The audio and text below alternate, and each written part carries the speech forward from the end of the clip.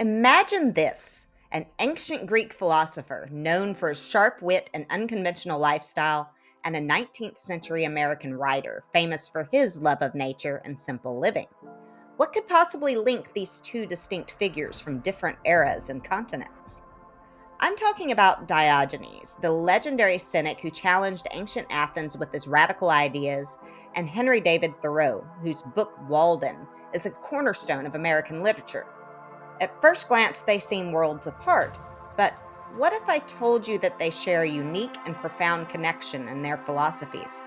That's right. Today, we explore the unexpected parallels between Diogenes' bold ideas and Thoreau's reflections in Walden. This isn't just about history or philosophy, it's about discovering timeless wisdom that can still speak to us today. So, grab a comfortable seat as we unravel this intriguing connection and uncover what these two thinkers can teach us about life, nature, and the art of living simply. Stay tuned because this journey will be full of surprises and insights. Let's start our story with Diogenes. Who is this man who left such a lasting mark on philosophy? Diogenes was a Greek philosopher, but he was not your typical thinker. He was part of a group called the Cynics. When we hear cynic today, we think of someone a bit skeptical of everything.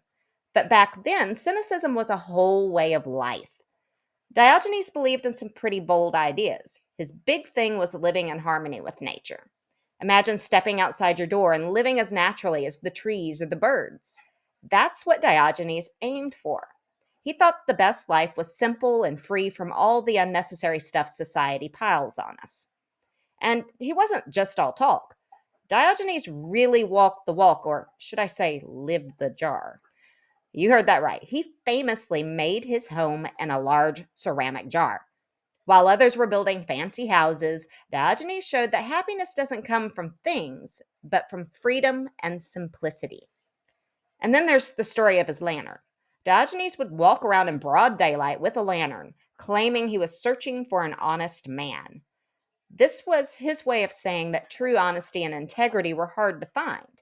He used humor and dramatic gestures to make people think and challenge their beliefs. So that's our first remarkable thinker, Diogenes, a man who lived in a jar and used a lantern to illuminate the truths we often overlook. His life was a bold statement that what we really need is far less than what we chase after. Now, let's fast forward about 2,000 years to meet our second thinker, who in many ways followed in Diogenes' footsteps. Stay with me as we introduce Henry David Thoreau and his famous work, Walden. Picture this. It's the mid 1800s in Massachusetts, USA. Thoreau decides to do something quite extraordinary. He builds a small cabin in the woods by Walden Pond. His plan? To live there alone for 2 years. And Walden is the story of this adventure. Walden isn't just a diary of Thoreau's life in the woods. It's packed with deep thoughts and observations. Thoreau talks about how life can be richer and more meaningful when we live simply. He questions why we chase after money and buy things we don't really need. One of Thoreau's big ideas in Walden is about getting back in touch with nature. He believed that by living close to the earth, by observing the animals, plants, and the changing seasons, we learn important truths about life and ourselves. It's like he's inviting us to slow down and really see the world around us. But Thoreau doesn't stop there. He also uses his book to poke at society. He asks, why do we live the way we do? Are we too focused on what others think? Do our own routines and possessions trap us? Walden challenges us to think about these big questions. So that's Walden for you, a story about living alone in the woods that turns into a powerful conversation about life, nature, and what really matters. Now, with Thoreau's ideas fresh in our minds, let's start drawing some fascinating lines to our Diogenes. How do these two speak the same language of simplicity and truth from such different times and places? All right, let's connect the dots between these two extraordinary lives.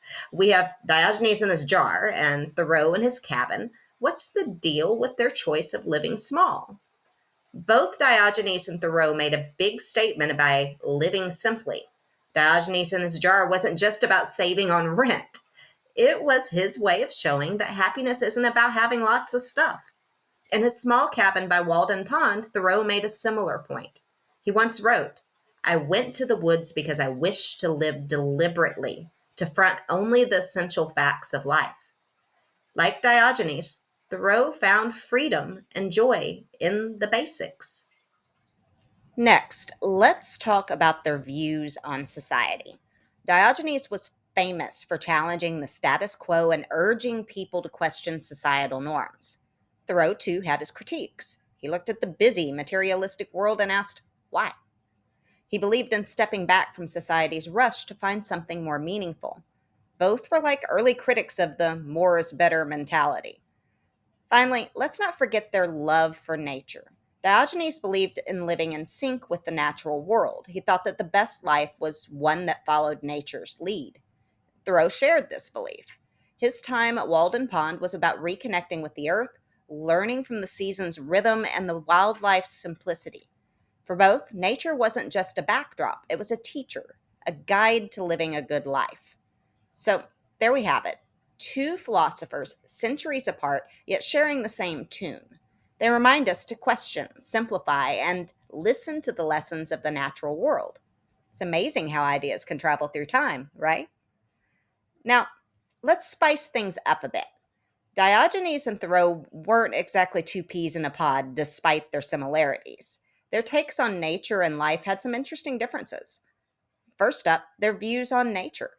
Thoreau saw the woods and streams as almost magical places. He believed nature was full of deep, spiritual lessons. His time at Walden Pond was like a beautiful journey of discovery and reflection, and he wrote about nature with a sense of wonder and awe. Diogenes, on the other hand, had a bit of a different angle. He liked nature too, but was more down to earth about it. For him, nature was practical, a way to live simply and freely, and he wasn't shy about poking fun at society's complicated ways. Diogenes used humor and sarcasm to make his points, quite contrasting to Thoreau's more poetic approach. And here's another twist. Thoreau was a transcendentalist. That's a fancy term for people who believed in the goodness of people and nature and that there's more to life than what we see. They thought we could find deeper truths and better ways to live by exploring nature and our inner worlds. Diogenes, though, was a cynic. And no, that doesn't mean he was just a grumpy guy. Cynicism was all about challenging society's norms and living in a way that's natural and free from all the fancy stuff. While Thoreau might have been looking for deeper meanings, Diogenes was more about cutting through the nonsense and living life in a straightforward, no frills way. So, while they shared a love for the simple life, Thoreau and Diogenes had their unique flavors. One a romantic wanderer in the woods, the other a witty philosopher in a jar. Both are fascinating, with much to teach us about seeing the world and our place in it. All right, let's wrap this up and put a bow on it. We've had quite the journey today, connecting the dots between the ancient Greek philosopher Diogenes and Henry David Thoreau's Walden. So, what have we learned? Both Diogenes and Thoreau challenged us to think about the essentials in life. They asked us to consider what really matters, living simply, questioning societal norms, and finding harmony with nature. These ideas have echoed through time, from a jar in ancient Greece to a cabin in 19th century America. If you haven't read Walden yet, or if it's been a while, I encourage you to pick it up. As you read, think about Diogenes with his lantern, searching for honesty and simplicity. See how Thoreau's words might reflect those cynic influences. And most importantly, ponder how these ideas vibe with your life. There could be a bit of the cynic philosopher in all of us, waiting to be discovered in the pages of Walden or the quiet of a walk in the woods. Who knows? You might find a new perspective on living a good life. Thank you for joining me on this philosophical adventure, and remember, the best journeys often begin with a simple step or a turn of a page. Until next time, keep questioning, exploring, and finding joy in the simple things. And if you enjoyed this video, be sure to like and, more importantly, subscribe and ring that notification bell. It's free, and you won't miss any new Learning with Dr. K content.